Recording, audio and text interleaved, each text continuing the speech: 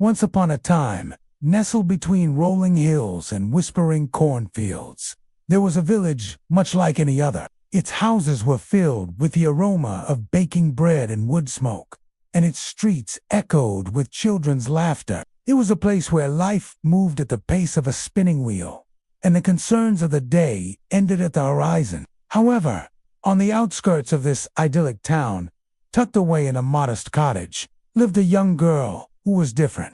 Her name was Alara, a name as clear and bright as the midday sun, but her spirit was as deep and mysterious as the star-filled night sky. She wanted to explore the world that lay just beyond her doorstep. As she walked, she noticed the bustling marketplace, the joyous shouts of children playing, the sweet melodies of a street musician. Its title, The Language of Silence. Intrigued, she opened it, and the pages seemed to whisper secrets from ages past. Suddenly, the room grew quiet, the bustling marketplace sounds fading into a distant hum. Alara felt a presence beside her. Turning, she saw the bookshop owner gazing at the ancient tome with reverence. But none of it truly captured her attention. Her gaze was drawn to a small bookshop tucked away on a side street. Guided by the map, she ventured into the nearby Whisperwood, a dense and ancient forest that had always held a certain allure for her. It was as if the forest itself was guiding her. Suddenly, she sensed a shift in the air. The trees seemed to part before her, revealing a narrow path she hadn't noticed before. Curiosity piqued. Alara stepped onto the path. In the center stood a ring of ancient oak trees, their branches reaching skyward as if in worship, and beneath them lay a carpet of vibrant wildflowers. Drawn to it, she stepped into the center, and there, nestled among the roots of the oak trees, she found a small, unassuming cottage. Its walls were crafted from smooth river stones, and a thatched roof gave it a cozy charm. Inside the cozy cottage sat a woman with eyes as deep and mysterious as the forest itself. Startled, Alara realized that she had never spoken her name aloud in this world. Yet the woman before her knew her very being. Her presence was as calming as the stillness of a winter's night, and her gaze held a wisdom that seemed to span lifetimes. Smoke curled from its chimney, carrying the tantalizing scent of wood smoke and baking bread. The clearing was alive with the buzz of insects, the flutter of butterflies, and the sweet melody of birdsong. She had been watching Alara, sensing the young girl's unique connection to the world of silence, a gift that allows you to hear the whispers of our world, to understand the language of silence. They, too, started hearing whispers on the wind, seeing magic in the mundane, and feeling the heartbeat of the earth beneath their feet. And so, in the quietest corners of our world, a quiet revolution began, a movement of hearts and minds awakening to the symphony of existence. Inspired by Alara's journey, they began to explore the world with new eyes, rediscovering the wonder that had always been there. Over the next few days, Alara delved deeper into the ways of silence. Under the Guardian's patient guidance, she learned to listen, not just with her ears, but with her entire being. She discovered the music in the wind, the stories in the rustling leaves, and the secrets held in the quiet spaces between. What wonders awaited her inside? Who might greet her at the door? Taking a deep breath, she knocked again. She explored the whispering paths of the forest, each step revealing new wonders. With newfound purpose in her heart, Alara bid farewell to the Whisperwood and its wise guardian. Some dismissed her stories as flights of fancy, while others questioned her sanity. But Alara remained steadfast, knowing the truth of her journey. Back in the village, she was no longer the same girl who had spent her days lost in books. Now, she carried within her the echoes of the Whisperwood, the magic of the unseen world. She befriended creatures of myth and legend, each encounter leaving an imprint on her soul.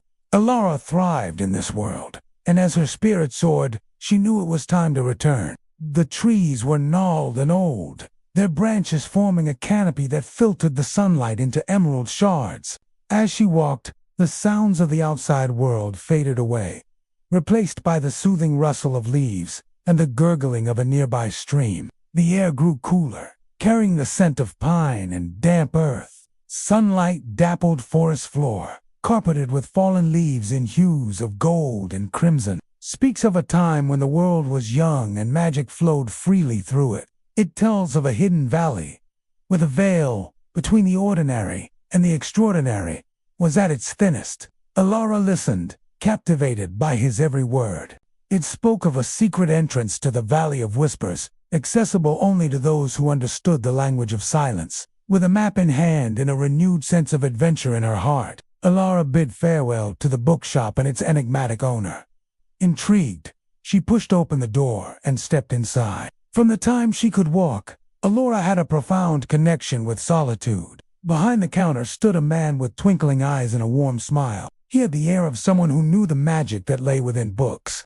Alara spent hours browsing through the shelves, her fingers trailing along the embossed titles. She found forgotten classics and hidden gems, each one adding a new chapter to her understanding of the world. While other children chased butterflies and played hide-and-seek, she spent her days in the company of books, poring over tales of faraway lands and mythical creatures. People in the village often exchanged curious glances and hushed whispers about her. She learned to find joy in the smallest details, a ladybug crawling on a window pane, the gentle sway of leaves in the wind, the distant call of a bird. They discovered tales of mythical creatures and ancient rituals, of forgotten languages and hidden pathways to other realms. The more they learned, the more Alara felt a stirring within her, a sense of purpose that had been dormant for years.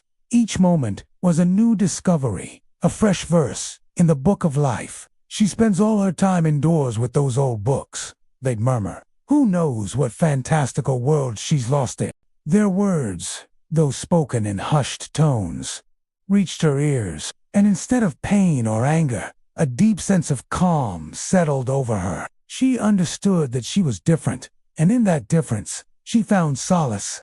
Her solace was a large, rambling house filled with books, each volume a portal to a different universe. It was here that Alara delved into tales of valiant knights and cunning fairies, of daring adventures and enchanted forests. The more she read, the more vivid her imagination became. In her mind, dragons soared through the clouds, magic rippled through ancient forests, and mythical creatures roamed freely.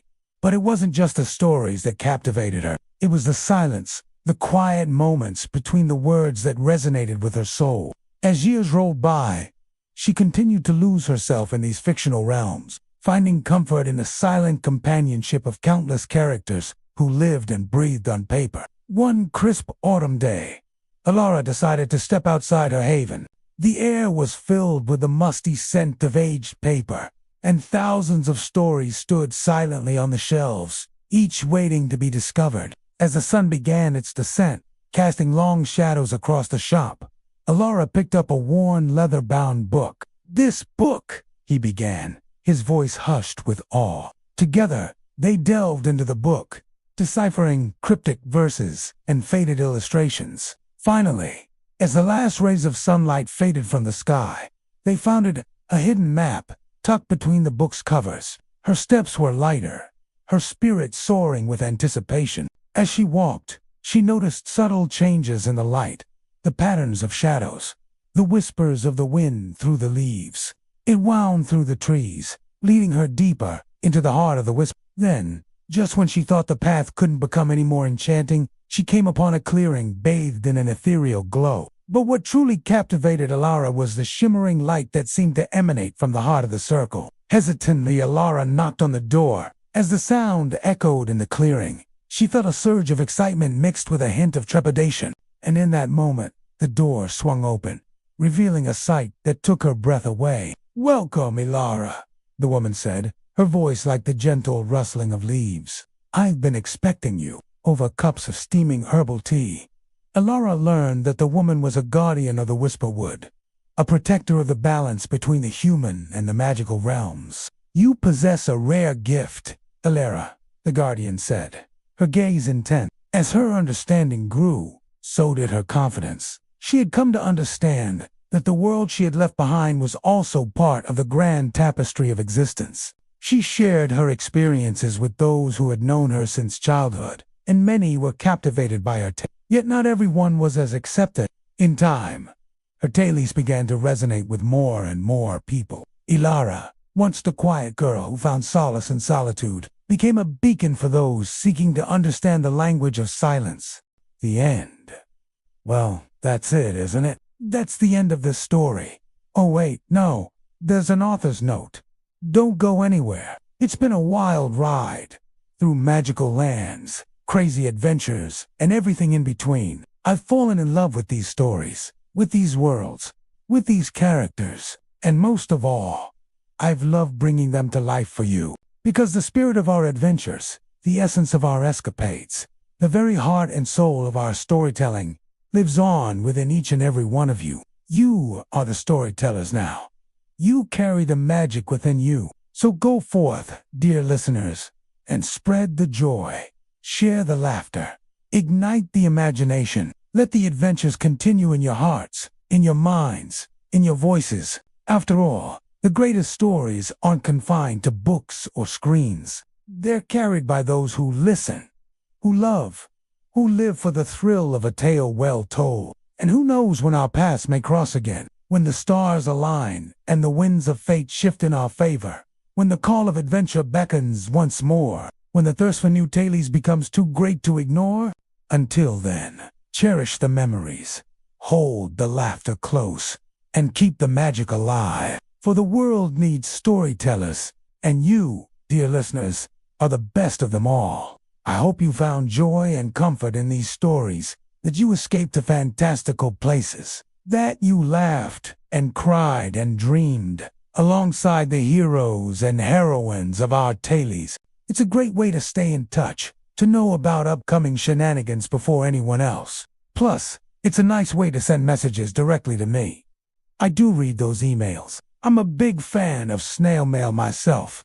Who knows where an adventure might begin, and who knows when our paths might cross again. Thank you for joining me on this incredible journey. Thank you for listening, for sharing, for loving, for living, and most of all, thank you for being a part of our story. Until next time, may your days be filled with sunshine, your nights with starlight, and may your laughter echo through the halls of time.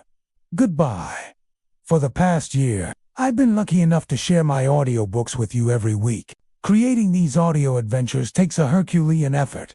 Not just from me, but from a whole team of talented individuals who pour their hearts and souls into every episode. We faced endless obstacles, technical glitches, creative differences, moments of but we've overcome them all.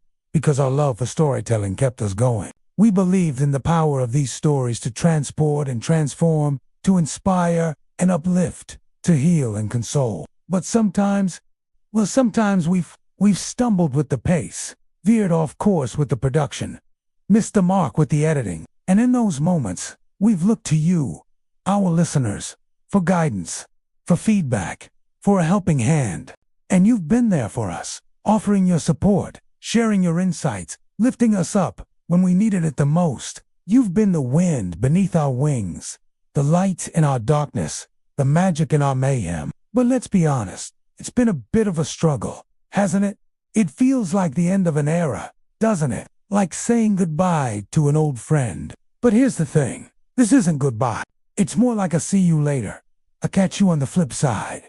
Hey, until next time, think of it as a pause, a breather, a chance to catch our collective breath. Because, let's face it, we've been on quite the journey together. We've laughed, we've cried, we've screamed, we've shared countless moments of pure joy and unadulterated fun. And now it's time to savor those memories, to hold them close, to let them warm our hearts. So here's the deal. I am taking a break from publishing new episodes for the foreseeable future. I know it hurts. But don't worry, this isn't goodbye either. Not really. And hey, if you want to stay connected, if you want to be among the first to hear about new adventures when they do arise, make sure to sign up for the newsletter. A long while later, Nico found her there, curled in the roots of an ancient oak. Its branches had known him when he was young and wild, when lightning sparked in his veins and thunder rumbled in his heart. Stories of a world beyond the coast, beyond the crashing waves and the wind-haunted cliffs, of shimmering deserts and snow-kissed mountains, of bustling cities and whispering fields.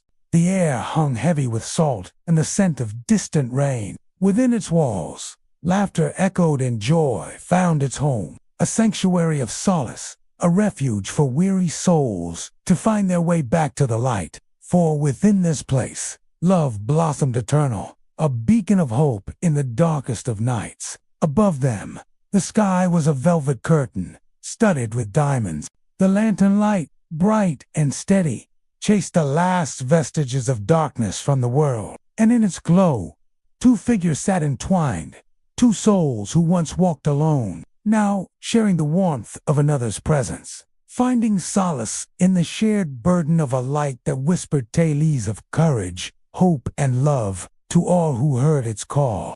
He told her of all the lanterns, each a unique flame in the darkness, and of their keepers, mortal and immortal, who carried the burden and the blessing of their light. Once, when the stories had lulled them into comfortable silence, Kaya spoke. "When I was little," she said, "the silence scared me. I thought it would swallow me whole." "It can be a heavy cloak," Nico agreed, his eyes far away. "But it is also a cradled child. Sometimes we must learn to be still in order to understand the music of the world." She turned to him then, her gaze unwavering. "Will I ever be able to do that?" "You already have," he said, his voice husky. "Every time you choose the light, every time you chase the shadows away, you learn to be still. You learn to listen." Now they sheltered another who carried the storm in her soul. He sat beside her, not knowing what to say, so the silence stretched between them, vast and echoing. Then she looked up, eyes wide and luminous as the sea. "Who are you?" she whispered, and her voice was the sound of pebbles on glass. "I have been many things," he said, smiling faintly. "But now I am here, because the lantern sought me out." He reached into the folds of his cloak and pulled out the blue light. It hovered between his fingers, a soft, steady flame in the gathering dark. "And you?" he asked, his voice rough with emotion. "Are you its new keeper?" She nodded, pressing her face against the gnarled roots of the oak. The lantern stirred, sensing kindred spirits, and for a moment the forest hushed, listening. Years later, when the lantern had become a beacon in the night, and its light touched the lives of all who lived under its gentle glow, Nico would tell her stories. There was a lull in the waves tonight, a pause before the tide, and the wind had gone to sleep. In a world where shadows danced and secrets whispered, there was a haven of light, a place where dreams took flight. The lantern stood, as it always had, in the forest's quiet heart, and beside it, nothing. No guardian, no voice, only silence. It skipped across the grass, disturbed a family of deer. She wept, the way wild things do when they finally find a home. And in the stillness, memories rose like mist. She built a house by the sea, where anyone who carried noise in their heart could come and sit beside her. It waits for those brave enough to meet their own silence, strong enough to carry the quiet, wild enough to listen. Some are gentle like Luna, some are talkative like Nico, some are thunder-hearted like Kaya. But all are chosen, not for their stillness, but for their courage to enter it. And if ever the world grows too loud again, look for the hush between stories, for the flicker in the dark woods, for the silence that doesn't silence you, but welcomes you home. She taught them to hold silence, not like a punishment, but like a mirror. A grieving widow came, sat for 3 days, left with peace in her palms. A boy who hadn't spoken since his brother died arrived in the middle of a storm. Kaya let him sit in silence until, one day, he opened his mouth and whispered, "I thought I forgot him." "You didn't," Kaya said. "You just stopped listening." Over time, Kaya's house became known as the House of the Held Storm. But Kaya knew something else. The lantern never belonged to her. It never truly belonged to anyone. And one day, the lantern began to fade. Not dim, just distant. It was time, so Kaya returned to the forest clearing. The pedestal waited, Moscovite, an ancient, humming with stillness. She placed the lantern down gently. "Thank you," she whispered, her voice stronger than it had ever been. And in return, the silence bowed. Then she turned and left, barefoot through the trees. Thunder still alive in her heart, but no longer afraid of the quiet that followed. Her mother's voice, singing on rainy mornings, the feel of soft hands braiding her hair. The moment Kaya decided that loudness was safer than grief, she stayed in the clearing until dawn. When she returned, the village watched in awe. She walked slower now, not heavy-rooted. Like the earth had taught her how to move, people began to notice something strange. When Kaya entered a room, tempers cooled, children stopped crying. Arguments dissolved like morning fog, not because she hushed them, but because her presence reminded them that even storms can carry quiet inside. They leaped away, silent as the whisper of wings. I'm not like Luna or Nico. I don't listen. I can't. The lantern said nothing. She stepped forward anyway. I break things. I scream. I don't deserve peace. Still, nothing. Then, as she placed her hand on the lantern, everything fell away. The wind stopped. The sea vanished. The thunder in her chest quieted. Not because it was gone, but because it was heard. The lantern didn't silence her storm. It held it. Kaya stopped. Her chest ached with the weight of unspoken things. What do you want from me? She shouted. She kicked at a loose stone. Kaya dropped to her knees. But Kaya wasn't like the other bearers. She didn't travel. She stayed. They say the lantern never stays with one's soul for too long. This is a tale from an old storyteller. These stories often start with once upon a time or in a realm far away. But this one begins like a heartbeat. Do you feel it? Here it is. There lived. Are you feeling that pulse? Good. Let me share another secret. The lantern isn't just in the story. It's here too, calling us all. Sometimes we must walk through busy cities to find it. Sometimes our loudest moments lead us to it. Sometimes the gentlest breeze will do. How will you hear it? Hush, can you feel it? Good. Then let's talk about it. How do you make sense of a story like this? What connections can you make? Well, I think we have to look at the main character. Ivan, he's a builder. He's a maker. He builds things to solve problems and make life easier. Does that sound familiar? Yes. Maybe you're also a builder, or maybe you love stories where the hero is the one who saves the day. Now imagine a buzzing, flashing city. Sounds like a lot of fun, right? Exciting, fast-paced, full of opportunities. But what if it gets to the point where the noise becomes overwhelming? Does that remind you of anything? Our world. The constant notifications, the news, the social media, the chatter. What happens when we get to the point where the noise is deafening? We have to find a way to shut it out. Perhaps we've built walls around ourselves. We've thrown up barriers against the noise. And how does that affect us? Does it stop the noise? No.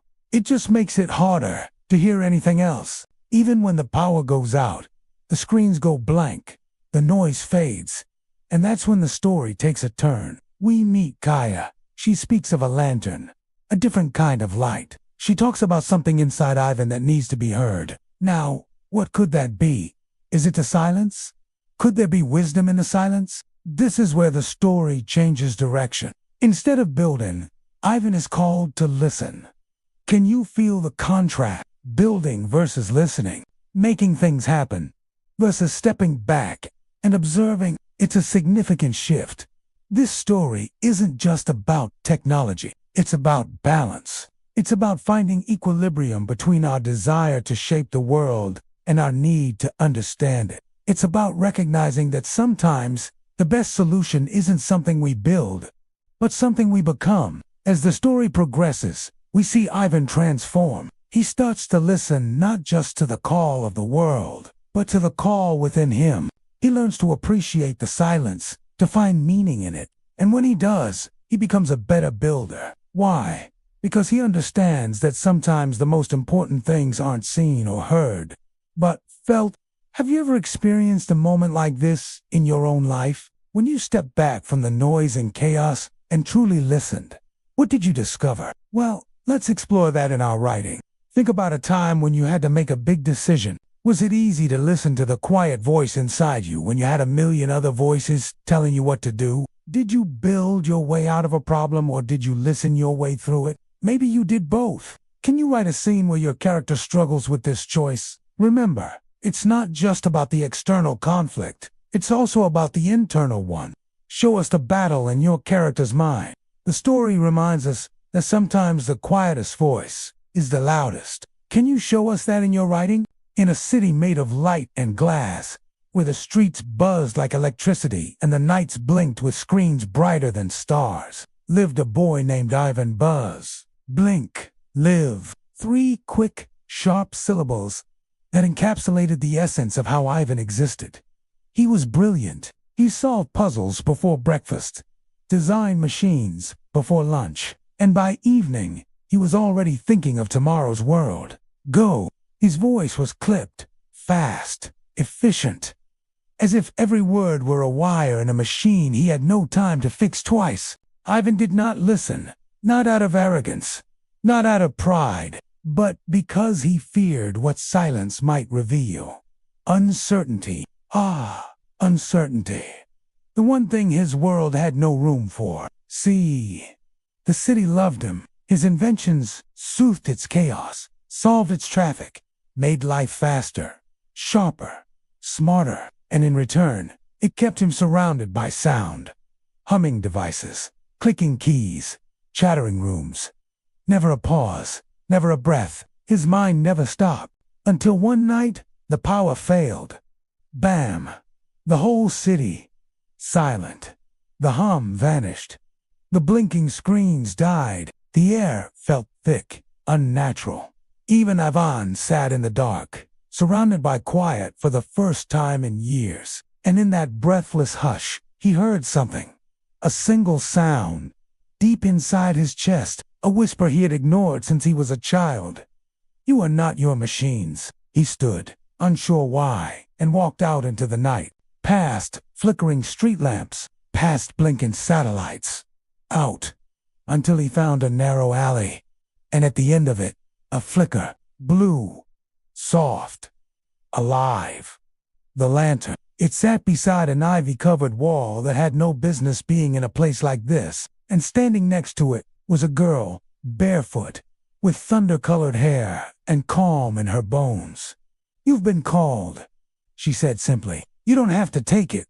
But if you do, be ready to hear what you've buried." "I don't bury," Ivan said. "I build." Kaya tilted her head. "Then listen closely. Something inside you has been speaking for a long time." He didn't believe in magic, but something about the lantern. And the girl made him step forward. When his hand touched the handle, his ears didn't fill with sound. They're filled with absence, but not emptiness. Vast, dark, true, as if he were reaching back into the city, pulling out all the sounds he'd muffled with his inventions, with his life. Memories rushed in like floodwater. A boy sitting at a piano before his mother left. A notebook of dreams he'd once hidden under his bed. The sound of his father crying behind a locked door. And finally, the moment he decided listening was weakness, Ivan fell to his knees. He didn't weep. Not then. But he listened. Truly listened. To the silence. To the truth. To himself. The Echo City when the power returned the next day. Something had changed. The city still blinked. Still moved, still raced, but where Ivan walked, people paused. Not confused.com, he spoke less now. But when he did, people listened more.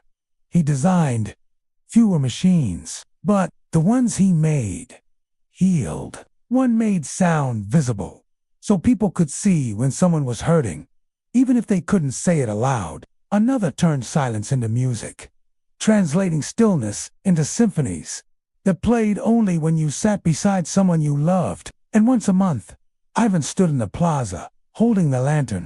People gathered, not to talk, but to listen together, to the wind between buildings, to the beat of their shared breathing, to the city's quiet song beneath its noise. Not everyone understood. Some said Ivan had grown strange, but others, they felt something inside them shift, like a forgotten instrument being tuned. And when Ivan returned the lantern to Kaya, now older, her hair like ash-dusted clouds, he asked, "Was I worthy?" Kaya smiled. It's not about worth. It's about willingness. You listen even when it hurt. That's enough. Ivan bowed and walked home. Slower than before. More certain than ever. Now, and always the lantern has traveled through storms and cities, through grief and invention, through fear and firelight. It does not seek perfection, only readiness. It waits for the one child in the crowd whose silence is not yet shaped, for the elder who forgot the sound of their own soul, for the wanderer who hears the hush between wind gusts, and remembers they are not lost, only listening. If you hear a hush one day, deeper than any silence you've known, stop, breathe and ask, is it my turn? Because the lantern is always waiting, and it remembers you. So goes the tale. And yet, as storytellers, we know tales aren't just heard. And remember, the lantern is watching. It's waiting for its turn. So are we. Time passed, as it always does. Not loudly, not in great thunder or noise, but like dusk falling softly over mountains. The world changed. Villages became cities.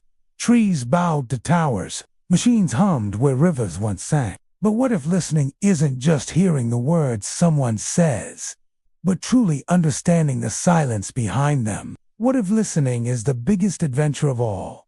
Even if it doesn't look like much. She sat with an old woman who showed her how to find melody in the ticking of a clock, rhythm in the swaying of a tree. She sat with a young boy who taught her the language of clouds, how they raced across the sky like wild horses. She sat with a weathered fisherman who shared tales of storms and sunsets, of hopes and dreams tossed upon the waves of time. And in every shared moment, she listened to the silences, too, the pauses, the hesitations, the unspoken fears and dreams. She listened until she could hear the music of their souls.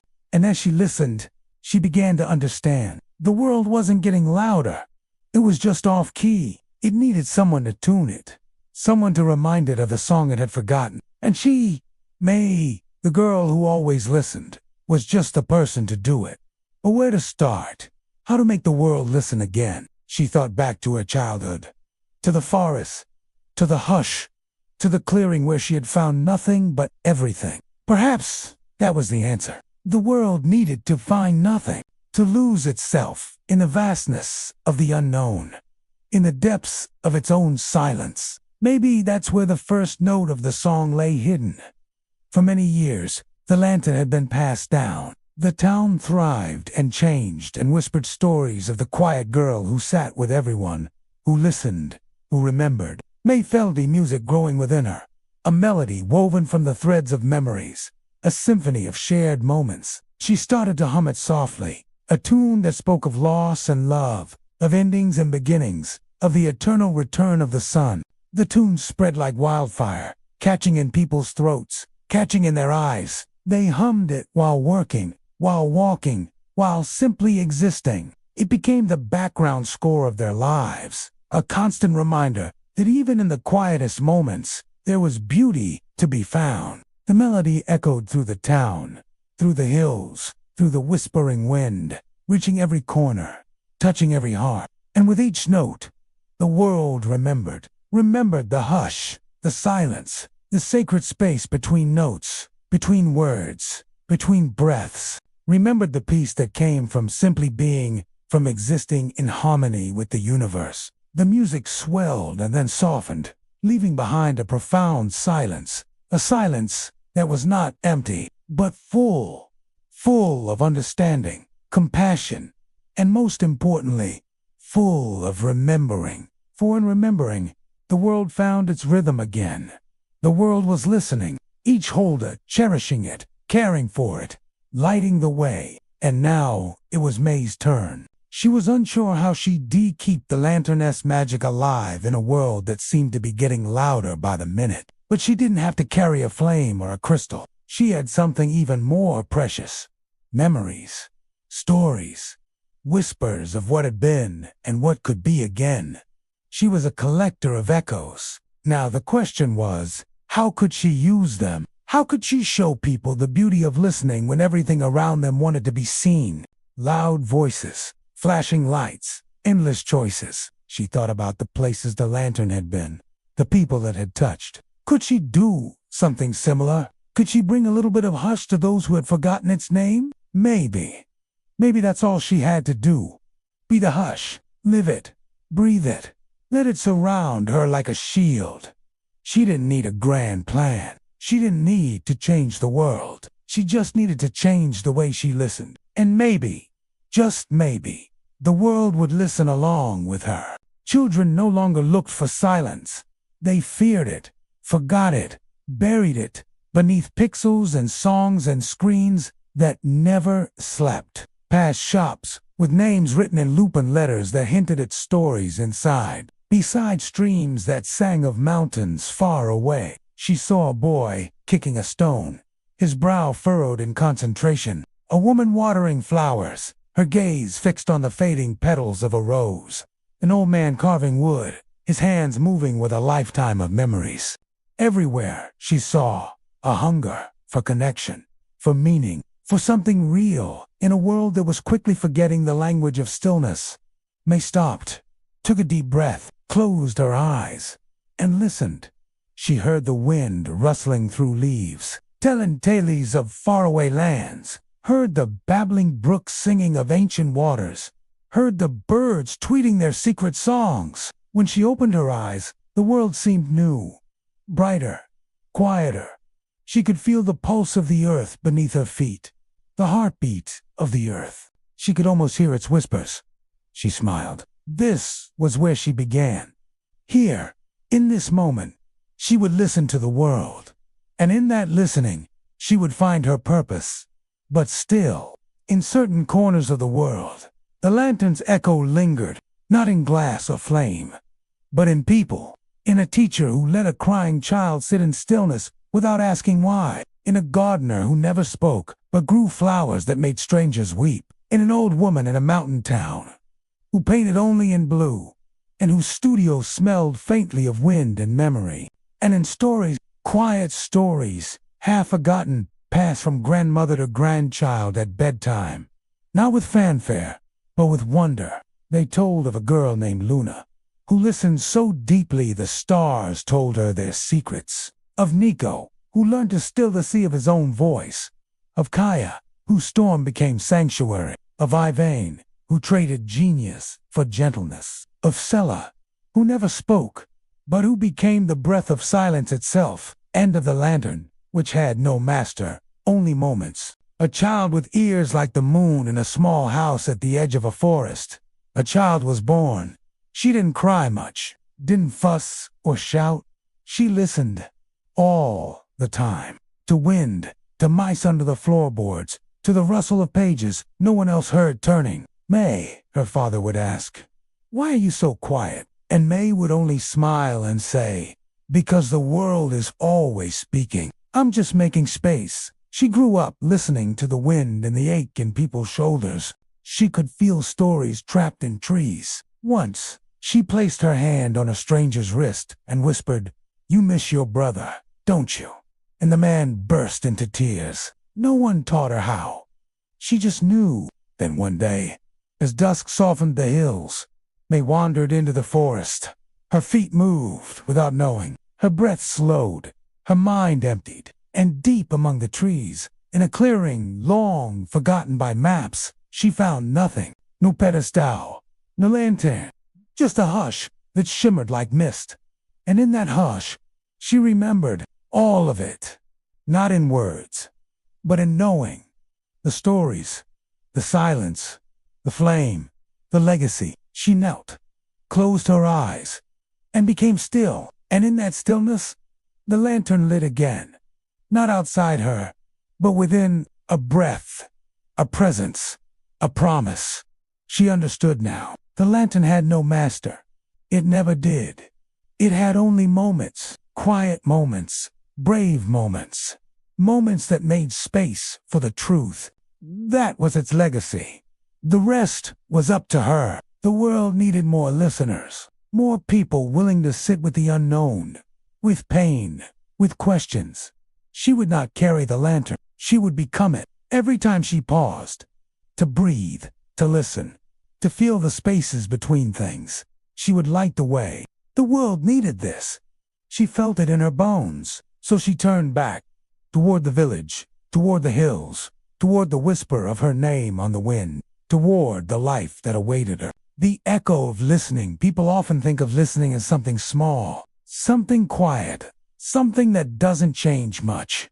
The language of stillness may walk slowly, down dirt roads lined with houses that lean toward each other as if sharing secrets. Finding the first note, may spend her days exploring the nooks and crannies of the town, sitting with those who had stories to tell, and those who had none left. The melody of remembering time went by. Seasons turned. Once upon a time, a while ago and far away, or maybe close by and long before, there was a girl who heard whispers in the hush of dying embers. When the world slept, she woke, and when the sun bled gold across the sky, she sought answers in the shadows. The elders called her Luna, which meant dreamer. Her dreams were sights unseen by day. Her thoughts, echoes in the still chambers of her heart. The village nestled among sheltering hills, and whispering pines knew little beyond their day-to-day toils. They welcomed Luna's spirit, but not her questions about the stars. They did not ask for the moon to wane and wax, for frost to nip and wither, for the river to swell and then recede. And so they didn't notice the patterns of nature's breath. What Luna sensed, what stories settled deep within her. As one cool eve, she felt a tremor in the earth, a premonition, a call. The lantern passed from hand to heart, from myth to memory. Luna had vanished into the hush of time. The pedestal was gone, the forest had changed, but stories, real ones, never truly end. They settle like seeds, wait like wells, whisper in the cracks of noisy days. And one day, in a place with no name and no map, the wind brought a new sound. Laughter. Not loud, not rude, but wild. A laughter that didn't ask permission. A laughter that didn't need explaining. The kind only children know. 3 of them, a trio of silhouettes, ran barefoot through grass, soaked in dusk. A girl with copper eyes. A boy with a limp and a grin made a son. A child who never said if they were boy or girl, just smiled and ran faster than both. They had no guide, no lantern, no prophecy, just a feeling, a tug in their chest like a thread leading somewhere important and invisible. They didn't speak often, they didn't need to. The world spoke around them. Creaking branches, wind-carried secrets, animal footprints, in soft dirt. They followed, and when they reached the clearing, something strange happened. Nothing, no light, no pedestal, just air. Still, vast, alive. And yet, they knew. This is it, the limping boy said. No one's here, said the copper-eyed girl. Maybe we're meant to wait, the quiet one whispered. So they sat, and they listened. And the longer they did, the more they heard. A silence made of layers. A silence where memories hummed like bees. A silence where voices they never met echoed gently like rain on leaves. You do not need to find the lantern. You are already holding it. The hush is not the end of things. It is where the beginning waits. The 3 children didn't understand every word, but they understood the feeling, and that was enough. The quiet flame over time. Others came, not many. A wanderer who had forgotten their own name. A woman who hadn't spoken in 20 years, and who wept when she first sat in the stillness. A boy who heard music in trees, and needed silence to tune his gift. Each brought nothing.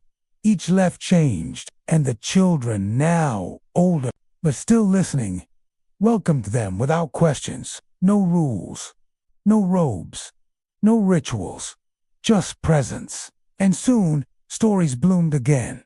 But this time, they didn't need to be written. They were lived, in the way someone waited at a threshold before knocking, in how one stranger held another's gaze just long enough to say, I see you, without a word, in a song sung in total darkness, not for others, but for the joy of listening to your own soul echo back. The world outside spun on, faster, louder, brighter. But here, in this unmarked place, a new kind of flame had been lit.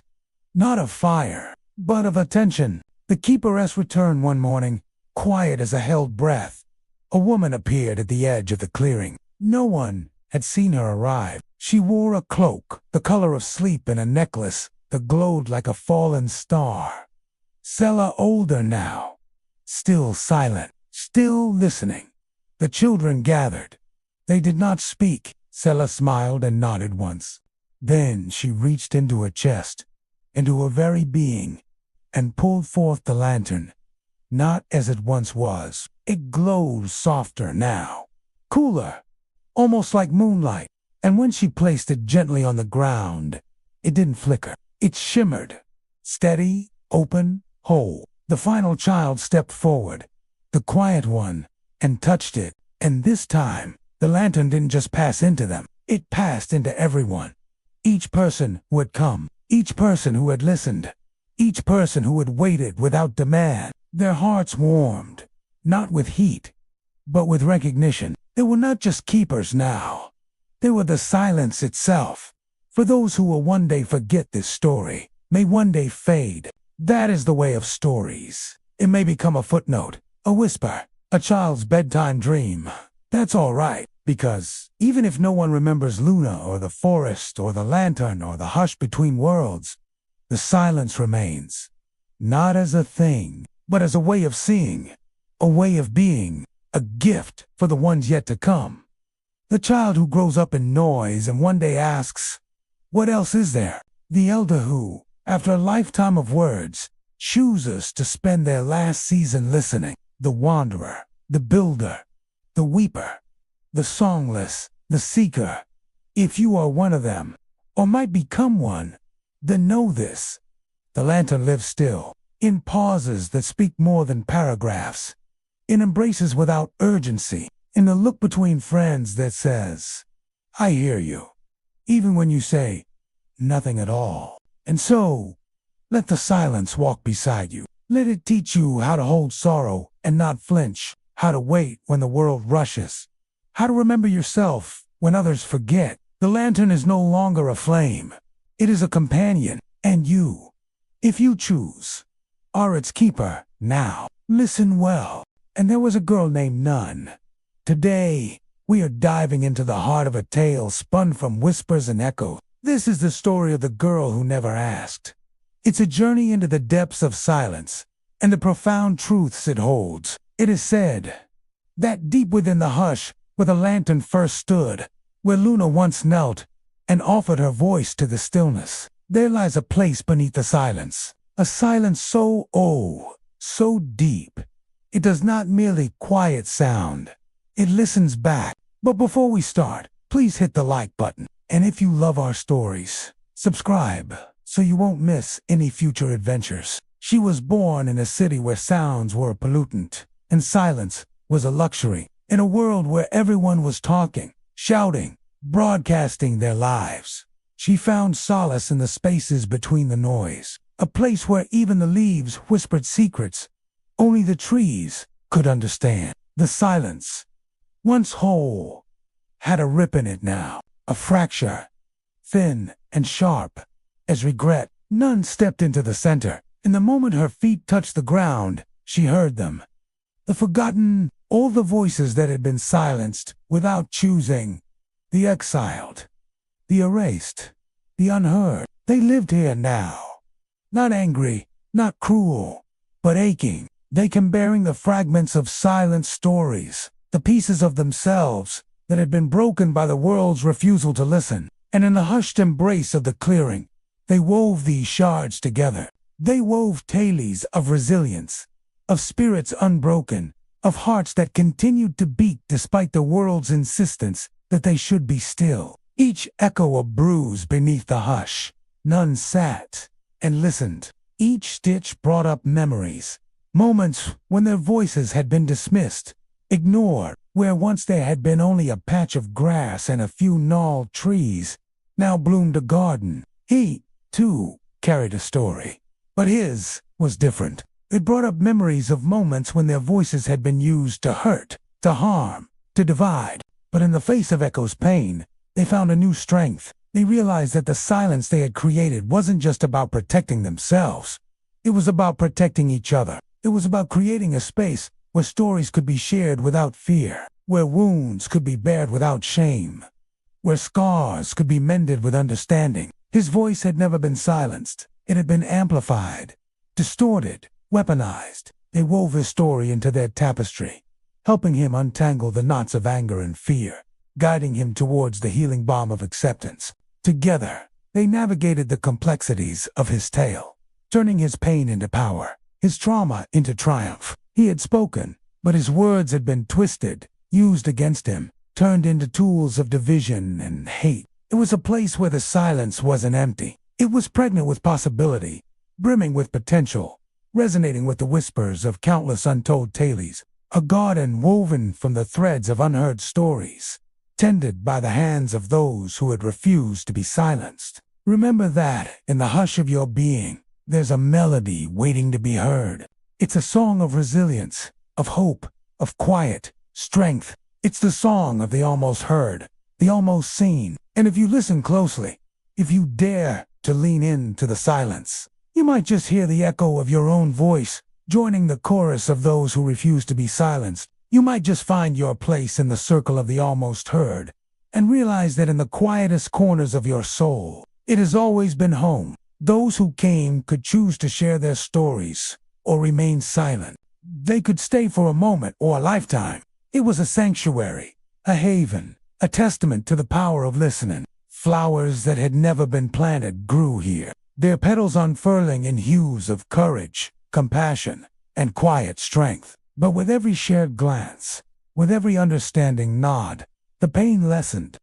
The stories that had once been burdens became bonds for hours, for days, until her own voice, the one she had never used fully, began to rise, not in defiance, but in response. She spoke one word, yes, and the silence wept. It broke open like spring ice, flooding with warmth. More and more people found their way to the clearing. Some were curious, drawn by the inexplicable pull of the clearing. Others came with stories of their own, seeking solace, seeking connection.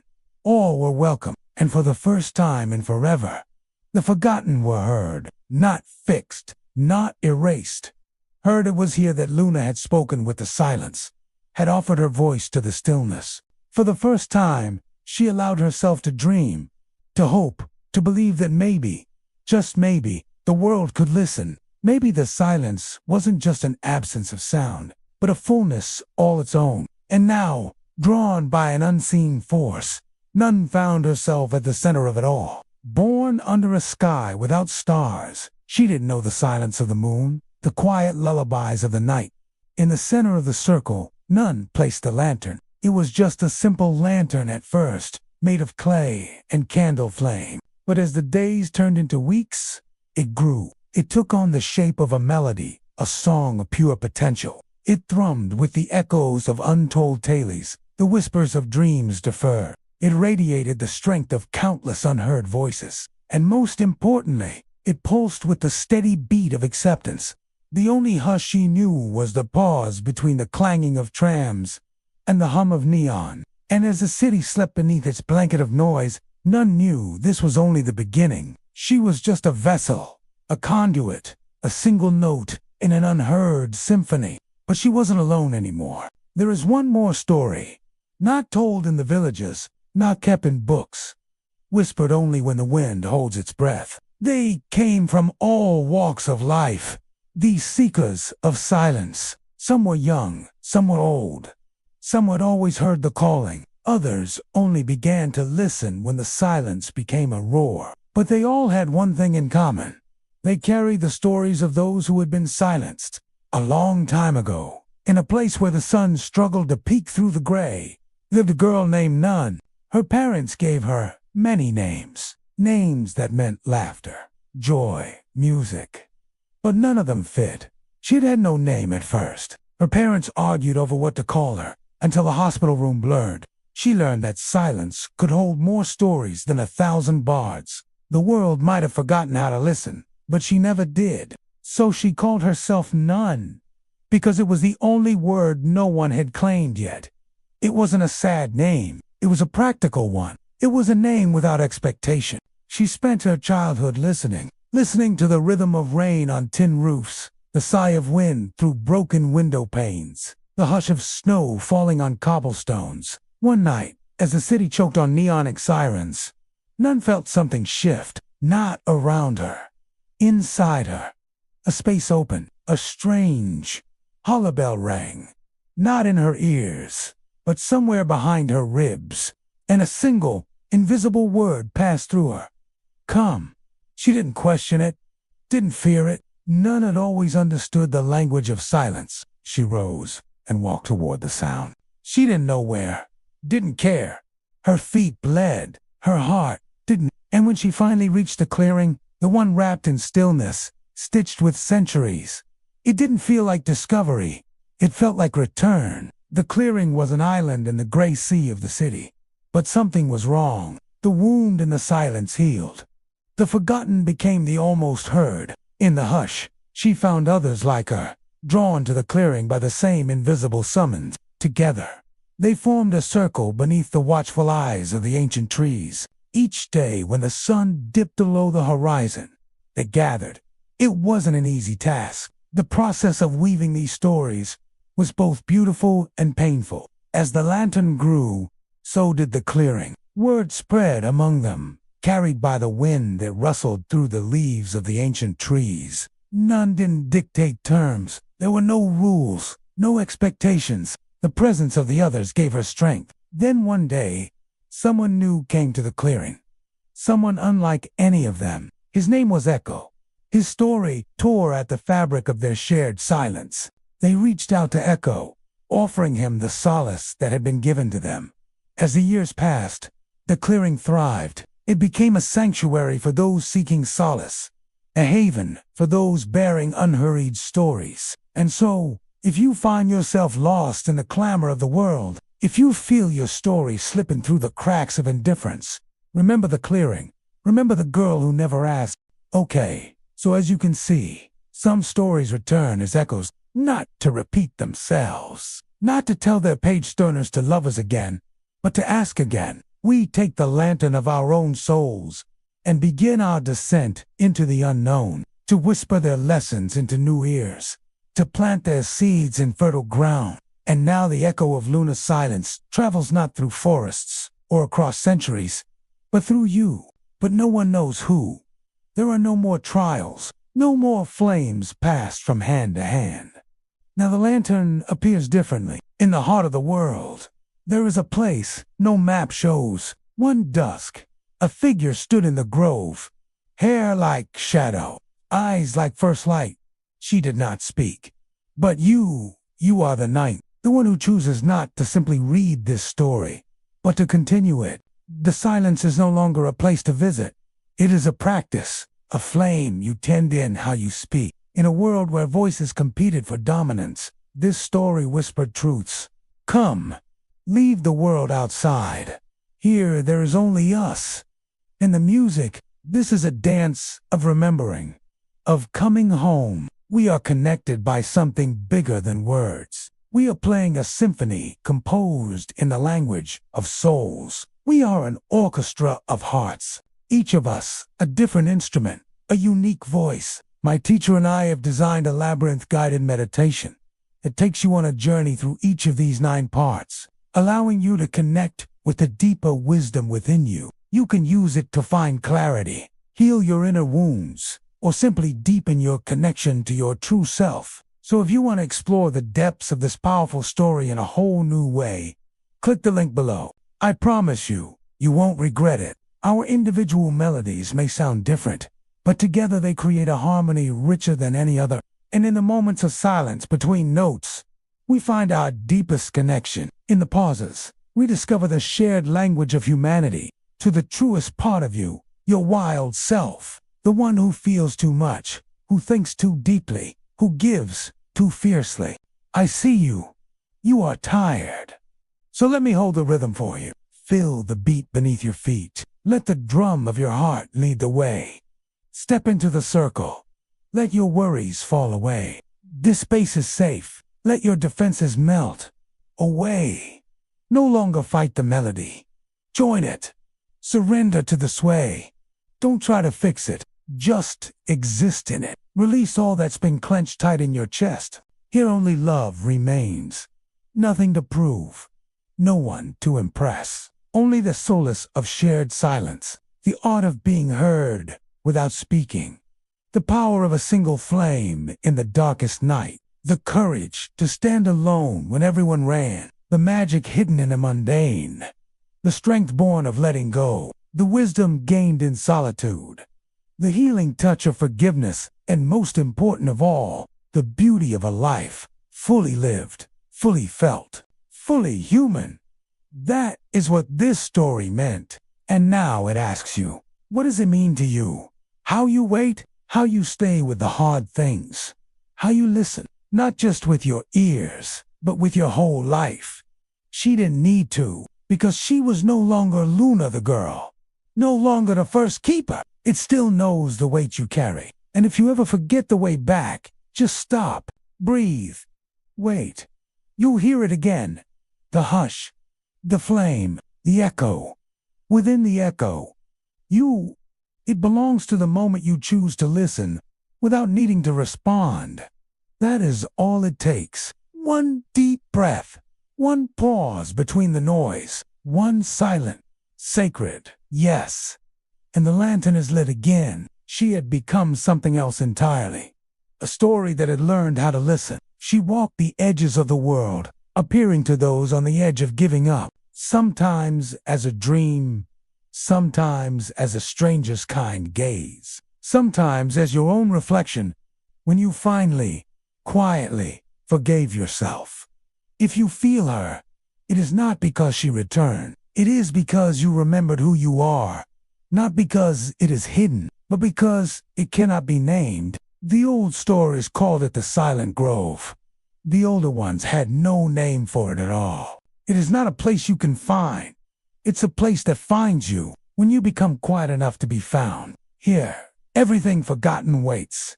Songs, unsung. Questions, never dared.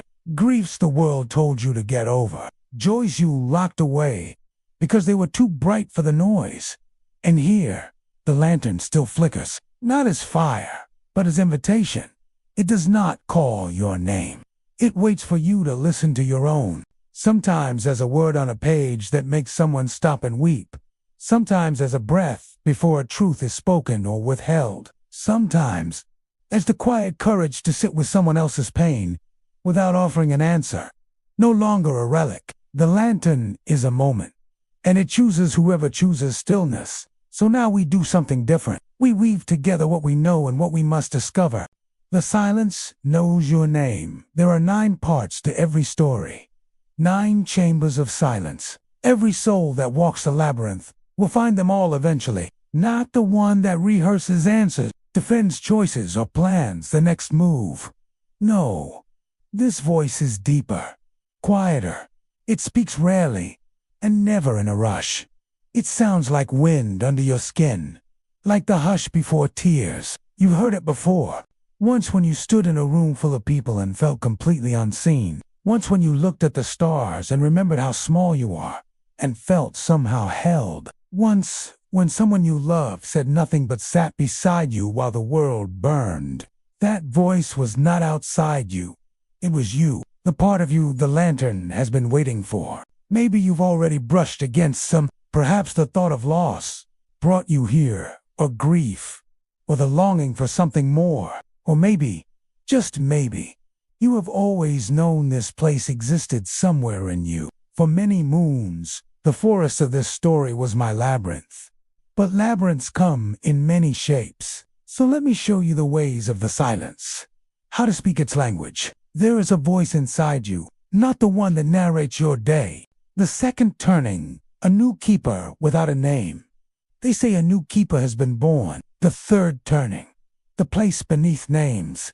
The fourth turning, Luna returns, but not as you expect. The fifth turning, you are the 9th flame. There have been 8 parts to this story. 8 turnings of the circle. If you must remember one thing, let it be this. The lantern never belonged to Luna. It never belonged to the forest. The sixth turning. What does it mean to be human? The seventh turning, an invitation to the dance. The eighth turning, in the stillness between notes. We do not speak. We do not need to. The ninth turning. The final hush. Close this story when you're ready. But don't forget, it still listens. It still remembers your heartbeat. And here's the kicker, friends. You can experience the magic of the 9 turnings, not just through stories, but through actual movement. We've reached the end. The last page. The final words. Oh, how fitting. The silence is not absent. It is an echoing embrace. As within this story, as within us. This is the last part. A final question, asked and answered. What becomes of the keepers when their task is complete? Do they fade? Do they vanish? Do they disappear? Well, the truth is often more interesting, isn't it? Or maybe more ordinary. Have you ever noticed that when a symphony reaches its final notes, the silence that follows is different? The guidance you desire has been with you all along, and in that liminal space between sound and silence, we discover truths that resonate within our souls. You see, we are storytellers at our core. It's in our DNA. It means lending an ear to the unheard and amplifying their voices. It means confronting shadows and embracing vulnerability. It means nurturing hope and spreading kindness. They are moments of closure, yes, but also portals to new beginnings. Endings can be bittersweet, sure, but they can also be sources of profound wisdom and growth. Here's to embracing endings as gateways to growth and transformation. Here's to carrying the flame of our shared journey within our hearts and sharing its light with the world. Thank you for walking this path with me. Thank you for listening, for sharing, and for becoming keepers of the lantern. Together, we've made this story what it is. And as we step into the silence of new possibilities, may we continue to find solace, strength, and connection in the quiet beauty of shared humanity. When a chapter closes, we gain clarity, perspective, and a deeper understanding of ourselves and the world around us. With each ending comes the opportunity to integrate the lessons learned and apply them to the next phase of our journey. Being a keeper is not a burden, it's an honor. And as we reach this point, I invite you to take a deep breath and savor the silence that follows. In that silence, you'll find the essence of our journey distilled, the echoes of our laughter and tears, the whispers of our triumphs and struggles, the warmth of our connections and the solace of shared humanity. It's in this silence that we find the true meaning of the story we've shared. It's a celebration of our shared humanity and our capacity for love, compassion, and resilience. And when we weave our experiences into narratives, we create a tapestry of shared humanity. We forge connections that transcend boundaries and touch the hearts of those who listen. So who are the keepers of the lantern? Who carries the flame as we conclude this chapter of our shared journey? Well, the answer is all of us. Each one of us is a keeper, entrusted with the responsibility and the privilege of keeping the flame alive. But how do we carry these truths? How do we keep the flame of our discoveries burning brightly? Simple, my friends. By sharing. For when we share our experiences, our insights, our struggles, and our triumphs, we create a ripple effect. Our stories become a source of light, illuminating the paths of others who walk in darkness. The strength you need is yours by birthright. You see, we've been on this journey for lifetimes. We've walked these paths before. We've faced these challenges in countless forms. But with each iteration, we grow wiser, don't we? Each experience leaves its mark, shaping us, teaching us, guiding us. And the most profound lessons, my friends, are often learned in silence. The quiet moments, those precious pauses in the symphony of life, they hold the key to everything. It's charged with what came before. It resonates with the music that's descended. In that pregnant pause, you hear the echoes of the entire composition. That, dear friends, is the silence after the ending. It's not emptiness. It's a gathering. The melody lingers, weaving its magic in the spaces between notes. But endings are fragile things. like dandelion seeds on the edge of flight. This is not a final chapter. It is a final gesture. Not a door closed, a hand extended. Here we meet one last time. And so it is with endings. The finality of a conclusion can seem absolute. But the truth is, nothing truly ends. Everything transforms. And this ending, my friends, is not an ending at all. It's a beginning of understanding, a beginning of sharing, a beginning of becoming. Are you ready for one final conversation? Because here's what we must discuss. Where does the tale go now? Whose hands will hold the flame of the lantern? Well, the answer, as it often does, lies within the question itself. If you think about it, throughout our journey, we've been holding the flame already, haven't we? We've nurtured the quiet strength of the stories and allowed them to guide us. Each time we read a tale and pondered its wisdom, we've kept that flame alive. Each time we shared a story, we passed on its flickering light. And each time we internalized a lesson, we carried its embers within our hearts. So let's be clear, there is no grand finale, no definitive closure. The story doesn't belong to a single person. It belongs to all of us. Yes, each of us, because once a story touches us, it becomes a part of our inner landscape. It weaves its magic in ways we might not even realize until much later. And this story is no ordinary tale. It's a reflection of our collective journey. We've explored the depths of human emotion, haven't we? The elation of triumph, the despair of loss, the comfort of connection, the torment of disconnection. We've danced with joy and sorrow, laughed with abandon, cried tears of empathy and understanding. Through it all, we've sought answers, haven't we? Searching for meaning in the silence, for guidance in the darkness, for strength in the face of life's challenges. Well, my friends, let me tell you this. The answers you seek are within you already. You see, in the silence, we truly listen. We turn inward and confront the depths of our being. Let us not forget the power of our narratives, our unique ability to touch the lives of others through our tale. But what does that entail? It means being a beacon of light in the darkness. It means offering a helping hand to those who stumble. Now let us talk about endings, shall we? For endings, my friends, are not farewells. They are transitions. We've come to the final note of our shared symphony, the last page of our collective story. So here's two new beginnings, my friends. Hello, my loves. Welcome back. Today, we have an extra special treat. This is actually a very special video, because today is also my birthday.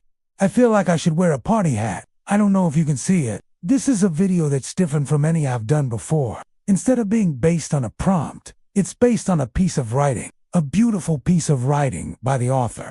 I have her permission to make this video based on her work. I have linked her book down below. Honestly, I think this is such a profound idea. I want to talk about it a bit, but before I do, if you're enjoying this video, please hit that like button. It was summer and I was staying up late watching videos, and this channel had just posted this final You Nikki episode. I watched it, processed it, and then suddenly I didn't have anything else to watch. And when they do, we must be brave enough to walk into the silence and find our new story. Because remember, even after the brightest flame is extinguished, there is still light. All the videos were over. I remember sitting there in silence for a good minute, just thinking about everything that had happened. But dig a little deeper, and you'll realize that she's actually speaking to us. The readers, think about it. Luna dedicated her entire life to searching for answers in the farthest corner of the world, or perhaps the closest corner of your own soul. There is a garden where the body is laid to rest and everyone is grieving. One day, long after Luna had vanished from memory, and the lantern was more myth than memory, a child sat on a hill and said nothing, not because she didn't know what to say, but because the wind was speaking, and she wanted to listen. Birds flew overhead. Leaves turned in place. And remember, you are the lantern. You are the silence. You are the light that needs no flame, and that is enough. A far-off church bell counted time, not as hours, but as moments. And the child thought, this is enough. Not forever, just now. She would ask questions later. But for now, she would be the space before the question, the quiet that makes the asking matter. The imagery used here is just so vivid. The regret is like thorns scratching at your skin. The grief is soft and gray, like a shroud. The silence, the wind, the birdsong, the passing of time, it's all a reminder to slow down, to appreciate the beauty around us, to listen to the whispers of the world. You know, as children, we ask so many questions. Why is the sky blue? Why do birds fly? Why do people cry? We're curious. We want to understand. But as we grow up, we stop asking questions. We become afraid of the answers. Or perhaps we simply believe that we already know everything. But this piece teaches us that sometimes the best thing we can do is to sit in silence and just listen. It's in the quiet moments, in the pauses between breaths, that we discover the true meaning of life. The hope is wild and untamed, like weeds growing through cracks in the pavement. But despite the pain, despite the sorrow, there is also a sense of peace. These are the things that we've left unsaid, the apologies we never gave, the dreams we never chased, the fears we never acknowledged. And when we finally confront them, when we bring them into the light, we realize that they're not as scary as we thought they were. In fact, they're beautiful. They're a part of us. And by accepting them, by embracing the silence, we set ourselves free. It grows only in silence. You cannot plant anything in it. You can only sit and wait. Here, the unspoken blooms, regret shaped like violet thorns, grief blooming in soft gray petals, hope wild and golden, climbing fences you forgot, you built. It is said that every keeper visits this place, not to learn anything, but to remember what they already knew, and to forgive themselves for forgetting. She traveled the world, met countless people, experienced so much, and in the end, what does she leave behind? A message. Not a physical thing that can be held, but an idea, something intangible. She leaves behind a lesson. She teaches us that the purpose of stories isn't just to be told, it's to be heard. We can have all the fancy language, all the beautiful music, all the amazing art, but if no one listens, if no one takes the time to appreciate it, then what's the point? I love this idea. It's so simple, yet so profound. It reminds me of why I started this channel in the first place, because I wanted to share stories that needed to be heard, stories that resonated with me. And it warms my heart to know that I've managed to touch even one person's life through the videos I've made. Luna's message is a reminder to always listen, to take the time to truly hear what others are trying to tell us, because sometimes they're trying to teach us something that we desperately need to hear. Those characters, that world, that story, they were gone, but I felt their echoes lingering inside me, and that feeling is hard to describe. It's a mixture of contentment and grief. Contentment because the story is complete and the characters are safe, but also grief because a part of you wishes it could keep going. It's free for you and really helps the video reach more people. Thank you. But some people may not have that luxury. For them, the story truly ends, and so they must learn to live in the silence.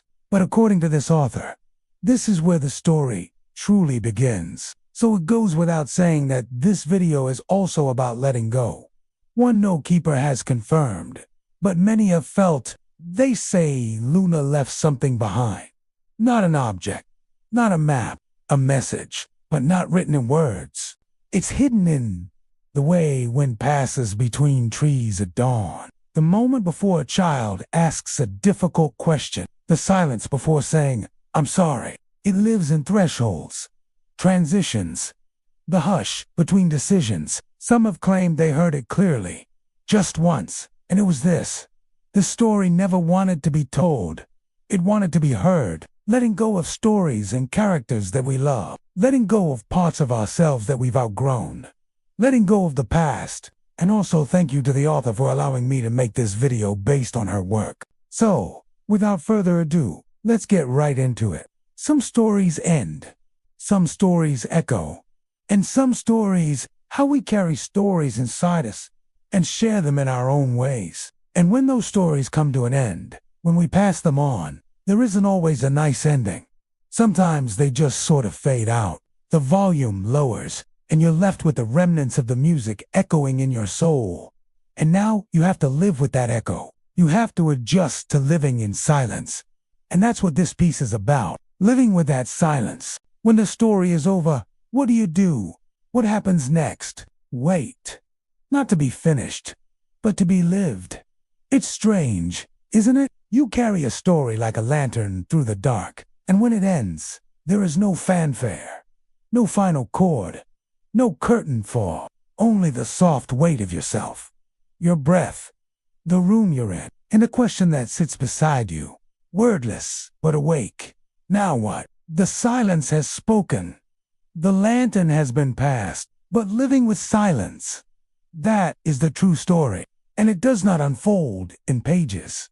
It unfolds in days. This is how the book begins, with a little blurb, written over a period of 7 years. These 64 lyrical meditations on life, loss, and resilience invite readers to savor each exquisite page as a standalone reflection, while also experiencing their interconnectedness as a whole. And then comes the first piece called What Comes After Silence. Oh, gosh, this is so beautiful. What a great way to start off the video. So I've mentioned this idea of the lantern before. When I think about it, that's exactly what happened to me with you, Nikki. I still remember the day vividly. For me, it was on too bad because I had the fan fictions and the art and the music to keep me company. As humans, we naturally cling to things. We hate letting go. But sometimes we must learn to accept that some stories come to an end. Up next is the second piece, called Luna's Last Message. There is a rumor. Luna, if you haven't read the original story, I highly recommend it. To be honest, this entire book is amazing. Definitely worth a read. Now, there are 2 parts to this piece. On the surface, it seems like Luna left behind a message for the other keepers. Next is the third piece, which is also the title of the book, The Garden of Unspoken Things. This piece is so hauntingly beautiful. It's like a funeral. We've reached the last piece of this book. It's called The Child with No Questions. This piece feels like a conclusion. It ties everything together. And that brings us to the end of the video. Thank you for joining me on this journey. I hope you enjoyed it. And so the story ended. The sun dipped below the hills, painting the sky with hues of orange and purple, a sound that wasn't quite a whisper, a feeling that wasn't quite a memory. And then you knew. This isn't the ending. It's the beginning of something else. Something quieter, deeper, truer. Something that starts not with a word, but with the space between them. The fireflies emerged, blinking their silent Morse code against the deepening twilight. You've remembered what the world forgot, but now, the silence speaks again. And this time, it says your name. But you are different now, because you have held the silence, and the silence has held you. Part 3. The world keeps itself, and the crickets. They began their eternal song. It was perfect. It was peaceful. It was ending. Even the cities, noisy as they are, begin to carry little pockets of stillness, a gift you were given the moment you first listened. Sunlight filters through the canopy above, dappling the forest floor in emerald and gold. You walk with lighter steps, your heart brimming with gratitude. You carry this wisdom not to show the world, but to hold within yourself, not in body, but in spirit, to draw strength from the silent heart of the woods. For you are the woods now, and the woods are you. A quiet strength, a gentle knowing that you are part of something bigger than you are, something wild and free and true. You can't. All you can do is feel it, breathe it. And if they ask, where did it go? Tell them, nowhere. It's here, in us, in every leaf, in every tree, in every breath we take. Your feedback is incredibly valuable to us and helps us continue creating content that brings light to these important topics. We appreciate you for being a part of our community and for coming together in this shared journey of growth and understanding. Thank you for watching, and see you next time. The forest, once dense and imposing, now feels like a welcoming friend. Remember, the story isn't over. It's become something bigger, something quieter, something stronger. It's become the silence that speaks our names. Its secrets, nestled close to your soul. You emerge from the trees onto a familiar path, the first signs of civilization on the horizon. Not in words, but in the spaces between them, in the silences that sing, in the whispers of the wind. For the story doesn't end. It evolves into something deeper, truer, more real. As you continue your journey, you carry with you the essence of the woods, the solace of solitude, and the wisdom of an ancient stillness. Beside you, the remnants of a campfire, cold and gray, marking the end of a journey. For 3 days you have walked these woods, guided by an ancient wisdom that stirred deep within your bones. You followed winding paths, climbed moss-covered stones, and crossed babbling brooks, each step echoing with purpose. And now, you are the one who must give it. To a child, to a stranger, to someone you love, or someone who has forgotten how to love themselves. The gift is this: a silence that heals, a presence that listens, a light that needs no flame to be seen. It's time, and the story will begin again. Park benches, balconies at night, late walks under amber lights. And in those spaces, the lantern burns on, not visibly, but viscerally. If someone asks you one day, did the story ever end? Tell them, no. It only became quiet enough to continue inside us. In the rustle of leaves, you heard whispers of ages past. In the babble of a brook, you saw reflections of your own journey. In the stillness of a clearing, you felt the pulse of life itself. You stood in the heart of a circle of ancient trees, their roots intertwining like gnarled fingers beneath the earth. Here, in this sacred space, you had found the lantern of silence. It was not an object, but a feeling, a knowing that you had always carried within you. And if they ask, what was the lantern of silence? Really, say nothing. Instead, close your eyes. Feel the hush. Feel the remembering. Let them feel it, too. And when they do, they'll know. But then something stirred within you. This is not a continuation. It is the breath that comes after the story is done. And before life begins again. You've traveled far. You've listened deeply. The one that stops you just before you say something untrue, reminds you to breathe before reacting, guides your hands toward gentleness when anger tempts control. It does not shout, it simply waits. And when you let it speak, the whole world listens, not because of what you say, but because of how you say it, with presence, with peace, with power, rooted in restraint. Part 2, the place you thought you left behind. It begins where everything once began. A clearing in the woods, a circle of hush, a memory stitched with moonlight. You return, older, wiser, quieter, not because you lost your voice, because you no longer need to prove it. And as you stand in that old place, you realize it never stayed the same. The silence has changed. It has grown. It now carries your shape, your choices, your stillness, your stories. You were never just a visitor. You were the soil it waited for. The lantern once passed from keeper to keeper. Now, it passes differently. Through art, through tears, through holding a friend's hand without needing to speak. The circle is wider than ever. You are not its center, but you are within it. And around you, others begin to step in. A teacher who lets her students sit in stillness before speaking. A builder who pauses before hammering, honoring the materials. A dancer who moves, not to be seen, but to listen with her body. Each becomes a lantern, not of light, but of awareness. There is something inside you now. Not loud, not proud, but rooted. It is the voice beneath your voice. The world still spins. The seasons turn. Life happens all around you. There is no final keeper, no chosen one. Because now, the world keeps itself. Every mountain holds silence. Every stream speaks softly.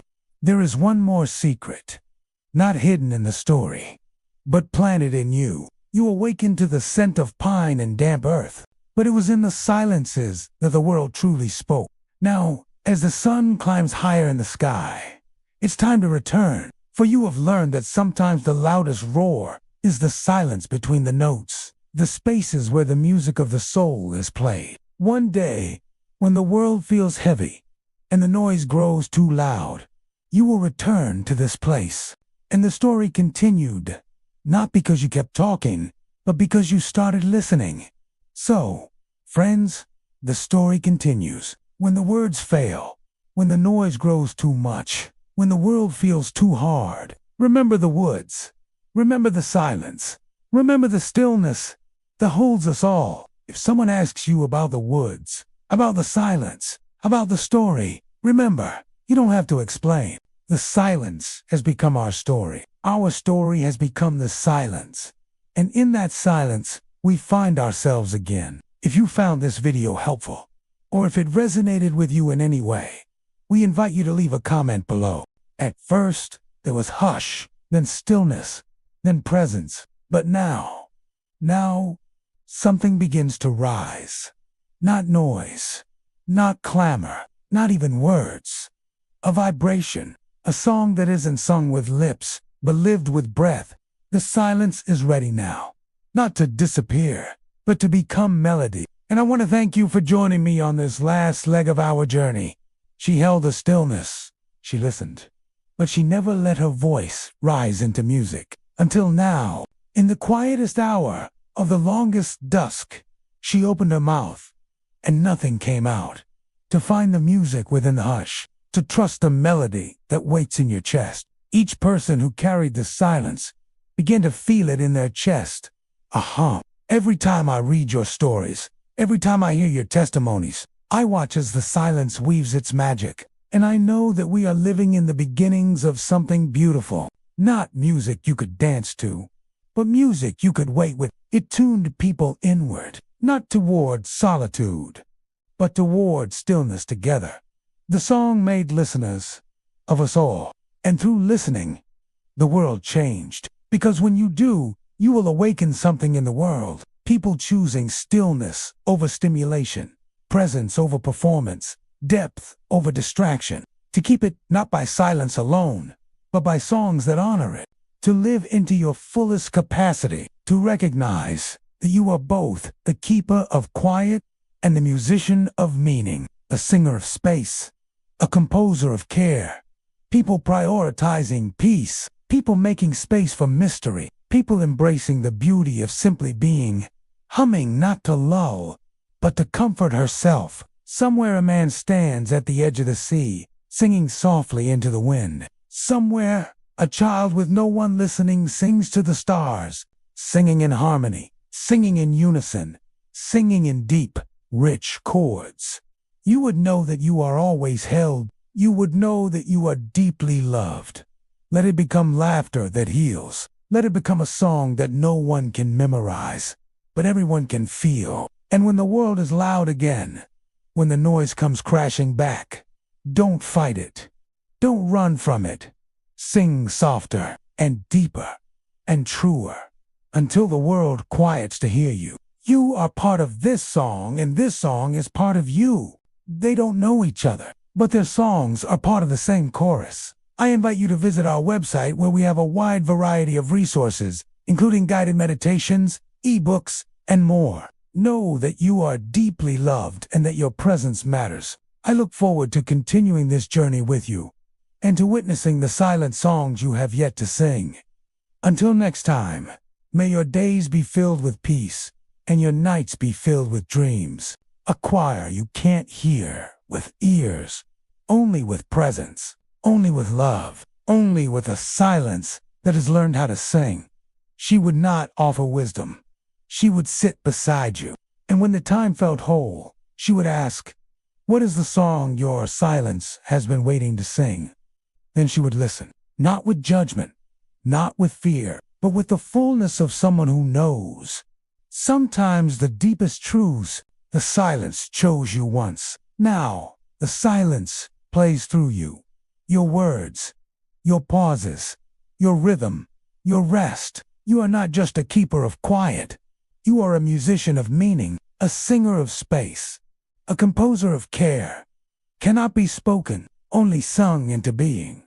Not at first, but the trees leaned in, the wind paused, and then a single note, thin, trembling, not to perform, but to reveal. But I know that the work of silence is deep. It's a slow burn.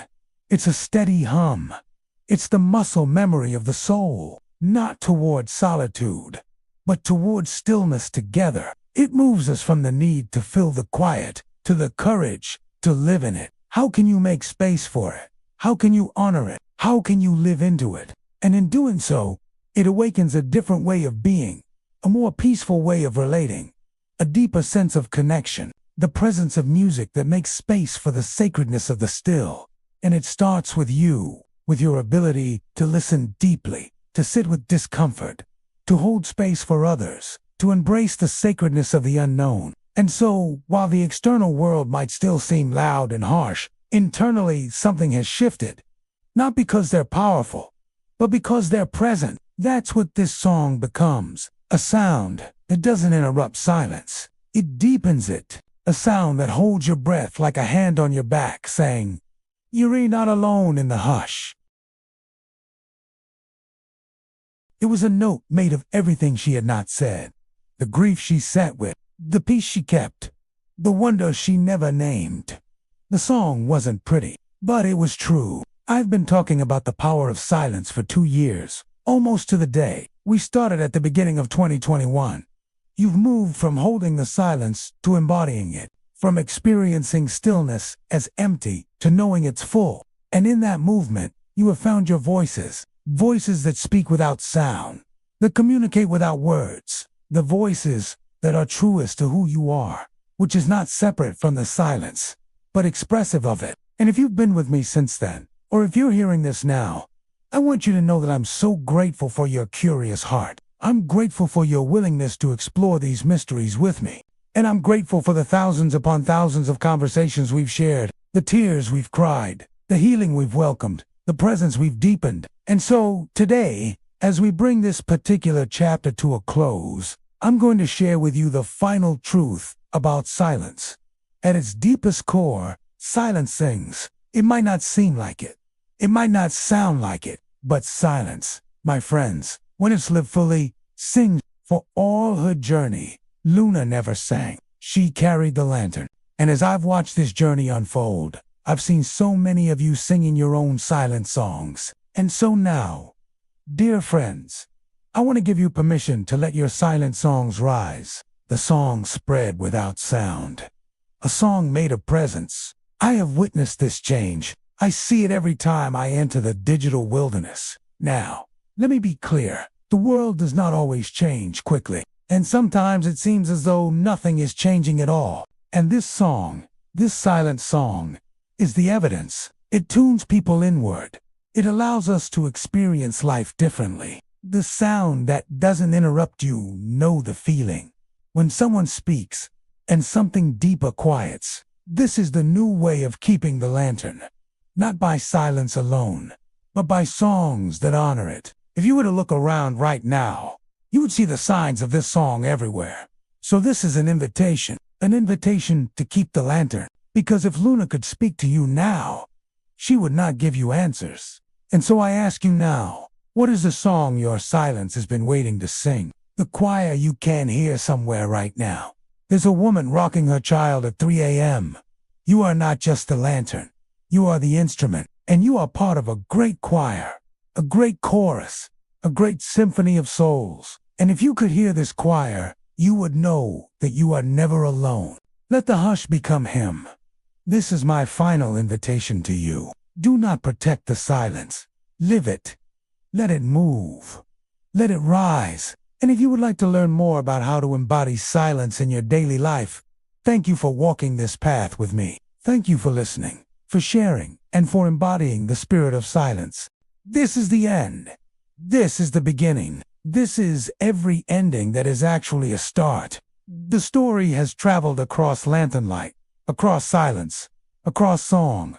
But now it comes home, not to Luna, not to the clearing, not even to the silence. It comes home to you. and not the you the world sees. The listening you. It forgets how to pause. It forgets how to wait. It forgets how to listen without reaching for reply. But one person remembering can tip the scale. You are that person now. This is a simple story. It was written like a lullaby, but its message echoes through the halls of our lives, long after the last word is spoken. It suggests that the wisdom and light you've gained will always be within you, regardless of external circumstances. These lines made me think of the protagonist as a safe haven, a place where others can retreat to find peace. It's a powerful image, and it shows how the character growth has evolved throughout the story. You're not just a vessel. You're an integral part of the narrative. This line is a beautiful encapsulation of the essence of the story. It's not about grand gestures or epic battles. There's a place just beyond the noise of daily life, a village between busy roads and forgotten paths. There, people are beginning to do something strange.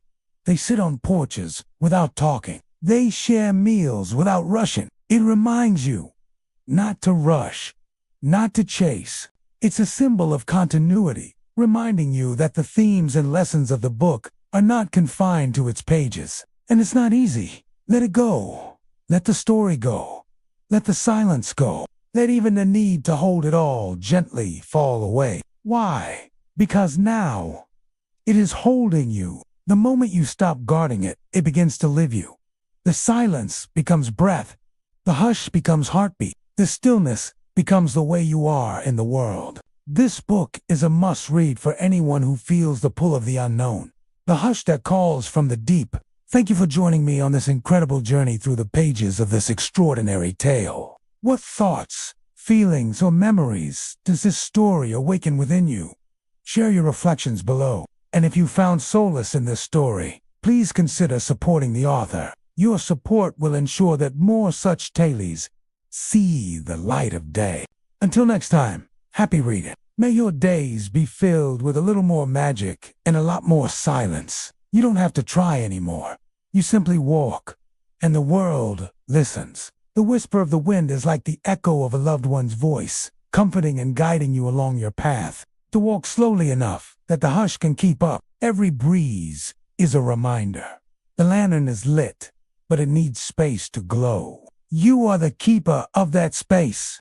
The repetition of let it go is a mantra, urging you to relinquish your tight grip. And then the beautiful payoff. It is holding you. It is a realization that the very thing you've been protecting has the power to encompass and support you. The silence becomes your breath, your heartbeat. It's an integration of the journey's lessons into your very being. They ask questions. They don't answer right away. No one tells them to. It's just happening as if something old is resurfacing. If someone finds you sitting alone one day and asks what you're doing, you won't need to answer. They'll feel it. They'll sit beside you. They might close their eyes. They might sigh. And together, without knowing why, you'll both listen. Not for anything in particular, but for the part of the world that only speaks when someone is finally quiet enough to hear it. Something Luna shaped, something you shaped. It's about the profound impact of simply being a good listener. A listener who stays. And I want to point out something beautiful about the phrase, not visibly, not dramatically. It's a nod to the subtlety of this journey. You brought it like an invitation. And what of Luna? Does she still walk among trees? It transcends age, background, and circumstance. The final whisper is a quiet invitation to pause, to be still and to listen. It's a celebration of the power of silence to connect us all. Does she still carry the lantern? No one knows. Because by now, Luna is no longer one girl. Luna is a way of being. She is in the child who waits before speaking, the elder who closes her eyes before answering, the stranger who offers stillness like a gift instead of advice.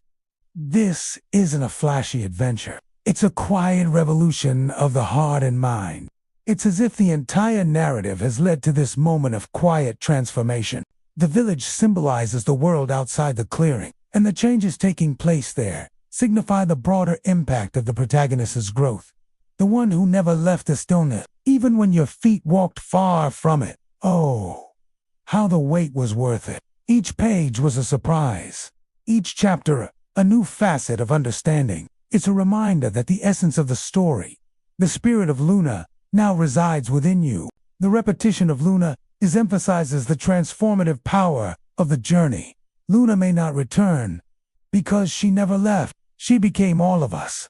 In moments when we are not afraid of quiet, let's dive deeper into these pages together. Here's what I love about this book. How many times does it take for us to truly listen to the message? This time, let's pay attention to the first lines. The story has traveled across lantern light, across silence, across song. The story is about listening. The story is about silence. The story is about paying attention. And then it says, but now it comes home to you. You return not with lantern or anthem, but with a new way of being, a way where silence is an absence. It's attention. What you carry now. You carry no physical flame. But when you enter a room, something shifts. Not visibly, not dramatically. But real people speak differently near you. They feel safer, pausing. They feel seen. You've become the clearing the world once had to walk into.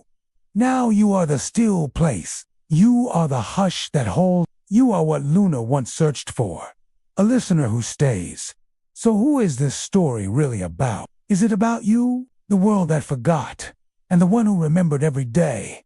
The world forgets something important. I've been waiting for this book to come out forever. You are that person now. The idea that you carry the lantern inside of you now is amazing. Now, let's look at this. Now you are the still place. You are the hush that holds. You are what Luna once searched for. A listener who stays. The village at the edge of the rush. This part of the story feels like the culmination of the protagonist's journey. The lantern didn't change them, but your presence did, because you didn't bring silence like a shield. This passage is like a gentle wave washing over you. The wind still whispers, even now, long after the final song faded. The wind still carries something. Not words, not lyrics, but direction. The wind acts as a messenger here, carrying the essence of the story forward. The last threshold. There is only one last thing the silence asks of you now. This final passage is a call to surrender, to release the burden of carrying the story, and allow it to become part of you. Final whisper. This concluding scene is a testament to the universality of the story's message. And there you have it. A story about finding yourself through silence, about listening to the world and to yourself. This is the last page of the book, the final page of the story. This is where it ends. And yet, this is also where it begins. So, let me tell you where we go from here. It is the moment after returning when you realize something utterly quiet and utterly clear. The lantern does not belong to any one person anymore. Not to Luna. Not to the keepers. Not even to you. It belongs to the world, and the world is finally ready to carry it. There comes a moment, not in the middle of things, and not at the end, but somewhere strange and luminous between. You have studied maps, and followed paths, and endured great hardships, all in search of home. Only this. A glance between strangers that says, I see you. A hand held a second longer than usual. A conversation that trails off into a comfortable silence. In those moments, the lantern passes, no words, no announcement, no wait. And some days you almost wish you could go back, almost wish you could step through the looking glass and find yourself wandering beside the silent sea once more. Like you must somehow single-handedly bring peace to troubled hearts and quiet to clamoring minds. And on those days, you must remind yourself, you are not a savior. You are a fellow. People speak of the brave girl who sought the lost silence, who ventured into the heart of darkness and brought light back to the world. I did not seek the silence. We sought it together, and I am not a hero. I am a helper. All I did was show them how. They tell of her courage and her kindness, and you smile, because they have misunderstood that the greatest bravery is the slow, patient act of choosing stillness over clamor, of choosing awareness over It is this. You must forget. You ever knew it? Forget the clamor of the marketplace. Forget the feel of power in your grasp. Forget the echo of voices calling you by name. Forget the searing pain of loss. Forget the lantern's glow. Forget the silence. Forget yourself. In these places, but you would be wrong. She is in the silence before the song, in the eyes of someone who really listens. In these places, but you would be wrong.